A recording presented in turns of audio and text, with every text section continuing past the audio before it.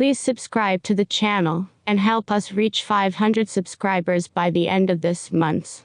We'll continue to provide you great videos. Confession. Tried to drug and rape an innocent girl at a party. No, not while I'm here. So, to put it simply, I was a little shit as a kid.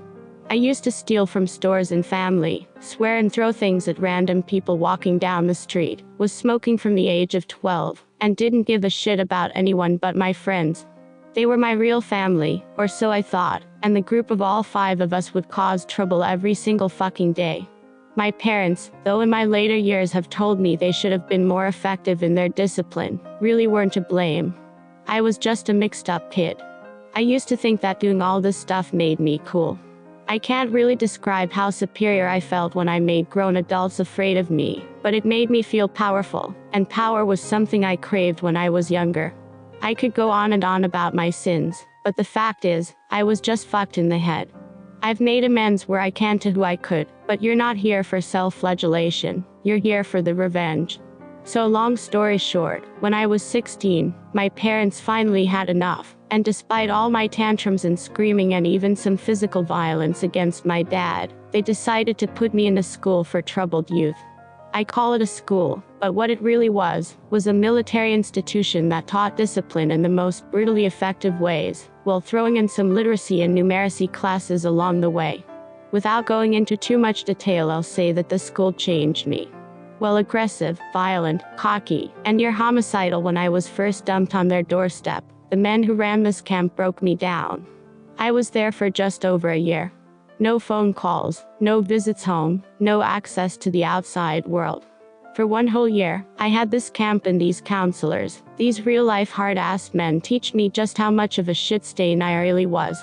By the end of my 2nd summer, I was a changed kid. I had fought and screamed and gotten my ass kicked more times than I can count, but eventually, I was beaten down. These men taught me that real men simply don't act the way I did, and that the type of path I was headed down would lead me either to jail or dead. They were brutally honest about it, especially this one counselor, Jay. By the end of my stay, I considered Jay a second father. Though I hated him at first for making me feel inferior, he really did me a favor teaching me how toxic my behavior was, and to this day I still think of him as something of a hero. He was the main person who deemed me ready to return home. But the backstory is getting really long, so let's get to the real story. When I returned home, I had changed from an abusive little prick to a somewhat civilized young man, ready to take on my last year of high school. I was nervous to go back since I had adapted to the disciplinary school lifestyle, but I was also excited. I missed my friends and hoped they would just accept me back despite the fact that I hadn't spoken to any of them in over a year. And to my relief, I was accepted back with open arms. One of my closest friends had moved states since I'd been away, but the other 3 were ecstatic to see me. Over the next few weeks I settled down. I didn't spend a lot of time with them outside of school. My parents were kind of testing how much I'd matured since returning, and were setting boundaries on when I could go out, how long I could stay out, and where I could go, etc. I was determined to prove to them I wasn't the same fuck-up that had ruined their lives all those years, so I followed their rules, and so only really talked to my friends during school. All of this is relevant, because of what happened next. I had joined the school football team all 3 friends were a part of, and one evening after practice, all my teammates were in the gym, sweaty and dirty but pleased with ourselves. I was laughing and chatting with my 3 best friends so much I didn't really notice that we were the last left in the gym. But that's when the conversation started turning bad. One of my friends, I'll call him F1, friend 1, for simplicity, started telling me about a college party they were all planning on going to, and how they'd been crashing college parties for a few months now, since it was easy to access to girls and booze. I was hesitant about it because I didn't think my mum and dad would agree to let me go, but then F1 started talking about this girl he was planning on inviting. A girl who went to the same school as us, but not one I thought F1 had any real relationship with. I knew her, but I didn't know her. He started to tell both my other friends and me that he'd been trying to get her into bed for a while, and she kept making excuses, so he planned on taking her to the party, and finally smashing. When I asked him, in a joking way, what makes you so sure she won't reject you again? He looked me dead in the eye and said as casually as you, please, the most chilling sentence I have ever heard in my entire life. I'm just going to slip something in her drink. It'll loosen her up, no problem. At first, I just kind of awkwardly laughed, thinking it was some fucked up joke, but they were laughing with me. When I asked him if he was serious, he told me he was sick of her bullshit games, and knew she was just stringing him along, and that the pills would just make things easier. I could not believe my fucking ears.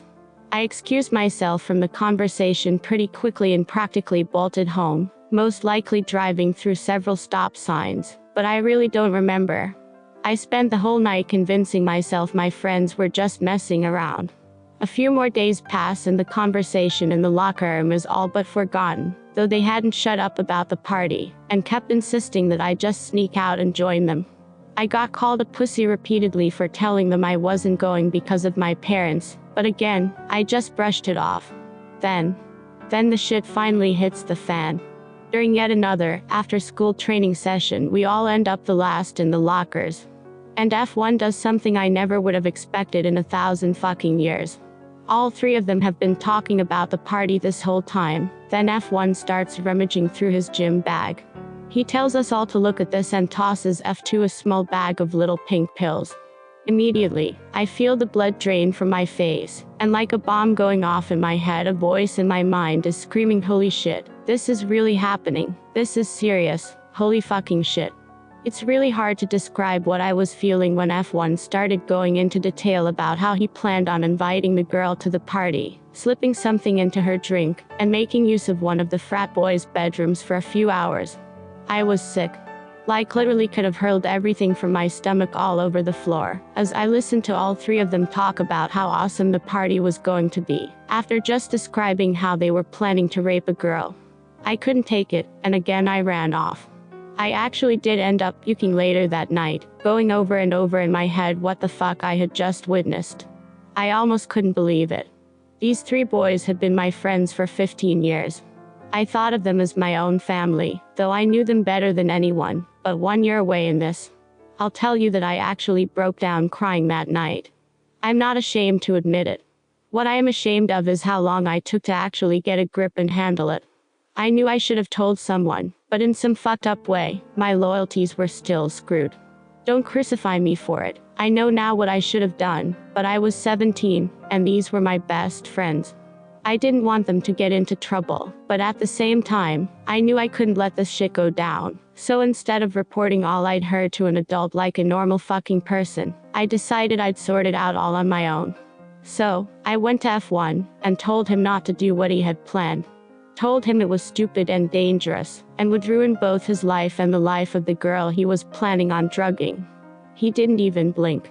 He got right in my face and told me that the school I got sent to had turned me into a pussy. That he hated how much I'd changed and had been trying to change me back with F2 and F3. He even told me how they'd been talking about me behind my back, and how they planned to give me a turn on the girl once F1 was done with her, just to show me what I was missing out on. Then he said something I'll never forget. He told me, word for word, I'm doing that little bitch a favor. She's a fucking virgin. And after this party, your mom won't be the only one finally getting some. I punched him. We fought, and we both got sent home on suspension for fighting. I could not fucking believe it. I was seething. My best friend had said that to me. My best friend had told me he was going to rape an innocent girl at a party, and I was a pussy for not wanting to join in. I was disgusted. I was sickened to my core. And I was done with him. My parents were disappointed I had gotten suspended so shortly after coming home, but I just sat quietly while my mom cried and my dad screamed at me. I know now that I should have told him, but after what F1 said to me, I had this insane notion in my head that I was going to get him back all on my own. And now, to the revenge. After a weekend of being grounded, I went back to school, and the first thing I did was seek out F1.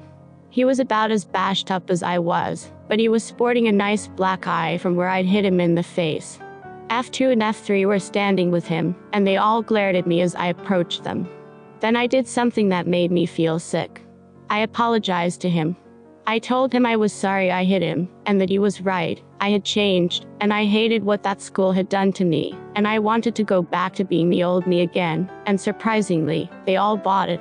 F1 and I even hugged it out, and I put the cherry on top when I told them I'd be coming to the party. Now, for my dumbass teenage plan. First, I started recording them whenever we were alone together.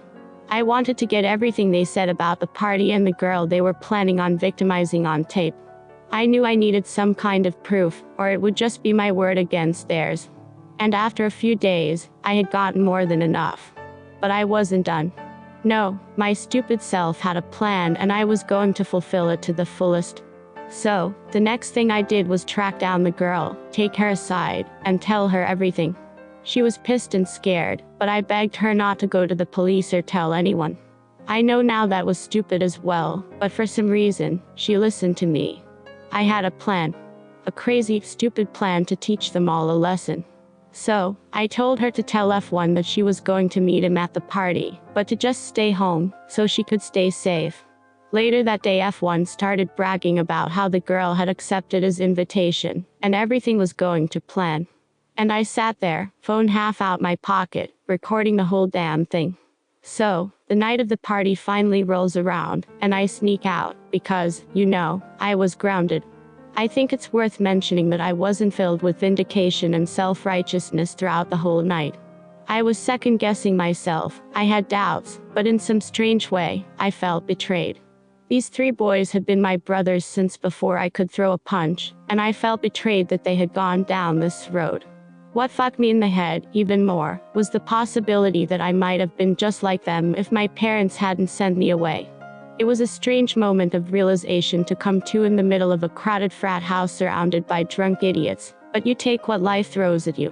So, the night goes on, and F1 is getting steadily more frustrated that the girl he invited hadn't shown up. I'd made sure to keep him in my sights for the whole night, not wanting him to decide that any old girl would do if he couldn't take the one he wanted. I kept an eye on all of them, watching as they drank and drank, while I stayed as level-headed as possible with some water and a beer can. When midnight came, all 3 of them were plastered, and I knew that all the girls at the party would be safe by then. By this time the crowd was dying down, and a few people who couldn't hold their liquor were already passed out around the house. And now was my time to shine. While all 3 of them were occupied with a drinking game, I hunted in F1's bag, and found the bag of little pink pills. Here's where I did something I'm not particularly proud of, but I'll tell you anyway. I slipped 1 pill into 3 beers each and handed them to my friends, and then waited. It didn't take long before all 3 were passed out on the floor, along with quite a few other party guests.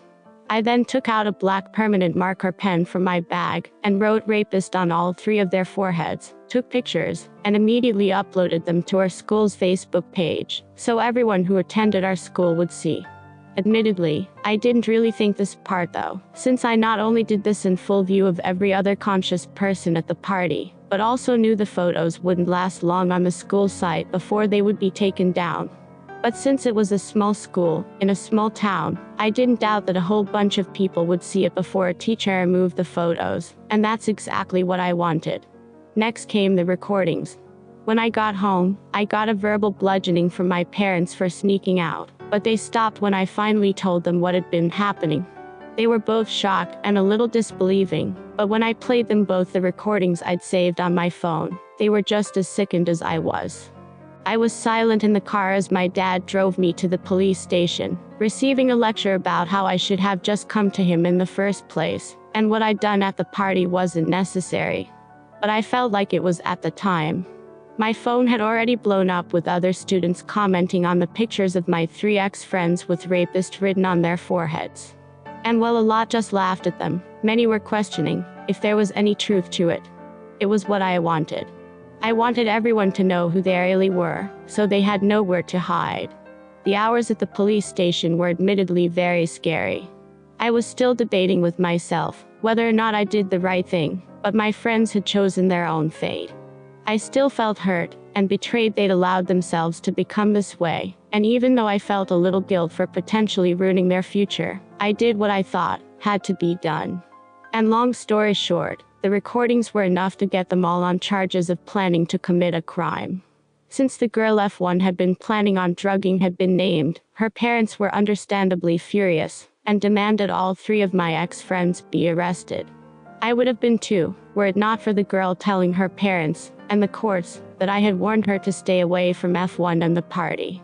I was charged for my use of an illegal substance, since I admitted to using the pills on my 3 ex-friends, and also for battery, since the permanent marker was seen as a form of assault, but luckily, I never got jail time. I did get a boatload of community service, though. All 3 of them were tried as adults in a case of attempted rape, but only F1 got actual jail time, since he was the one who'd gotten the pills, and was the only one who admitted to wanting to use them. The other 2 only got probation and community service for being accessories, but were completely shunned in our town. No one ever let them forget. I was prepared for the backlash, ready to be jumped by them or something, but strangely enough, I think seeing F1 go to jail for what he did knocked some sense into the 2 of them, and they wised up enough to actually get into college without football scholarships, since they were both kicked off the team. They never came anywhere near me again, which surprised me, but I no longer cared. In my mind, my friends were dead to me long before all of this went down, and by the time I moved away to college, it was all behind me. I'm in my final year of college now, and I still think about those 3 sometimes. I think about how, if my parents hadn't sent me to that special school, I may have ended up just like them. Oddly enough, I do miss them at times, but I know it's the memory of the kids I miss, not the men they turned into. I thank my parents continuously for sending me to that place, and even got some approval from Jay, when I felt man enough to tell him what happened. I don't know what will happen to F1 when he gets out of jail, but a part of me hopes he learns his lesson and moves on with his life, as I have. Jay called me a few days ago, just to check up, and I told him this whole story, which is kind of why I'm now telling the internet. I guess the moral is to stand up to your friends when you know they're doing wrong, but maybe not in the stupid way I did it. Always involve others more qualified to deal with situations you're not sure about. Even if you're a headstrong, stubborn as fuck teenager who thinks you know everything. TLDR, 3 old friends of mine planned to rape a girl at a party, so I exposed them to the whole town, and get 1 friend thrown in jail. Update. Wow. I did not expect to get this much support over all this. Thanks for the kind words, and sorry I haven't answered so many questions, but school has been harsh, so I'll try to answer as many as I can. 1. To all of you asking if the girl in the story and I became friends, well, sadly, no. We talked a lot during the court case and after, but we never really developed a friendship. I think we were both too embarrassed over everything, so we just went our separate ways and remained civil in school. 2. For everyone questioning why I sound British, all I can say is wow. I'm used to people picking up on it in person, but not through writing. Some of you guys must be secret geniuses. My father is British. His whole family lives over there, and we visit a lot. And his family is about as British as they come. And a little piece of side information, I was actually born in Britain, 6 weeks premature, but I was raised in America. 3. For everyone asking about Jay, well, he's great. A great man who's gone through a lot in his life too. He lost his son to drugs, which is why I kind of think he made it his job to look out for boys like me, just to make sure no other parent goes through what he did. His reaction to what happened was to basically call me an idiot for all the crap I pulled, but he was proud I didn't forget everything I learned the moment I got home. He's also told me that he'd like for me to come and speak at the school next summer, just to tell some of the new boys coming in how bad things can get if you refuse to change the way you live. If I ever strike it rich, I'll be giving that school a massive donation. 4. For everyone asking where this happened, for the sake of everyone's privacy, including mine, I'm going to have to keep that a secret. All I can say is it was a small town, with a small population, which is probably why the whole thing wasn't plastered all over the news. But, I'm paranoid, so that will just have to remain a mystery. 5. For everyone suggesting I track down my friend that moved before I got back home, well, I'm kind of on the fence about that. Call me a coward, but I think I'd prefer to remember him as my childhood friend, without all the memories being tainted the way they are with all the others. If I went looking, I might not like what I find, and even though it's possible he changed too after being removed from such a toxic environment, I just don't know. I guess I'd rather live with the ambiguity. 6. For those of you wondering what I would have done in the situation if I'd never gone to that school, well, for obvious reasons, I can't really answer you. I'd like to think I would have stood up to them all the same, but my mind was seriously twisted back then, so I'd prefer not to think about that. 7. For everyone questioning what I'm doing now, I'm studying aerospace engineering. I love planes, and through my course, I've gotten to tour the underbelly of both planes and even some aircraft that have been in space. I don't want to sound like a dork, but seeing all those components fit together, and actually knowing how it all works and what everything's called and how to identify everything, is seriously epic. I just hope I pass the course with a good enough grade to make a career out of it. If there are any other questions I missed, feel free to ask me. I don't have a lot of free time, so the responses might be late, but by all means, ask. Once again, thank you to everyone for your kind words, and for the surprising lack of people calling me a dumbass. I appreciate it.